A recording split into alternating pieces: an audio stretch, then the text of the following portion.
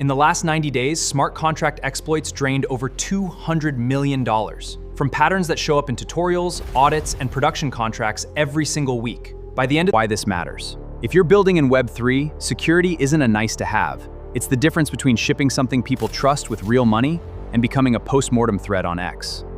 This isn't theory, Morn. We're gonna look at real exploit patterns, break down exactly how they happened, and show you the defensive pattern that would have stopped each one. Reentrancy attacks were supposed to be a solved problem. They're not. The pattern is simple. A contract sends funds before it updates its internal state. An attacker's contract receives that callback and calls back into the vulnerable function before the balance updates, draining funds in a loop. Pair that with entire class of bug disappears. The second pattern is access control gaps. A function gets deployed without a modifier. Attackers don't need to be sophisticated here. They just need to read the contract and call the function directly. The fix? Every state-changing function needs an explicit access check, not just the happy path. Price oracle manipulation. If your contract reads price data from a single source, especially a DEX pool, you're exposed.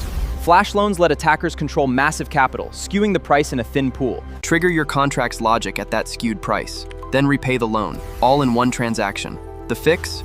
Or multiple independent oracle sources, with sanity checks between them. Third, price oracle manipulation. If your contract reads from a single source, flash loans let attackers control massive capital, skew the price, then repay the loan. The one-line fix most devs skip. It connects almost every major exploit. Most suites check that the contract works. Few test when an attacker tries to break it.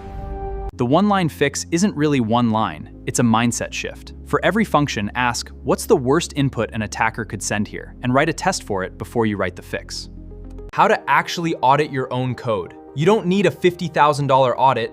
Run static analysis tools first. Manually check your checks, effects, interactions ordering, map every external call, and ask what happens if it's malicious. This won't replace a professional audit, but it'll mean you're not paying auditors to find bugs you could have caught yourself. 3 patterns: reentrancy, Narn access control gaps, oracle manipulation. One mindset, not just happy paths. If you're building right now, own contracts against these 3 patterns today. If this saved you from shipping a vulnerability, subscribe. I'm breaking down a new real-world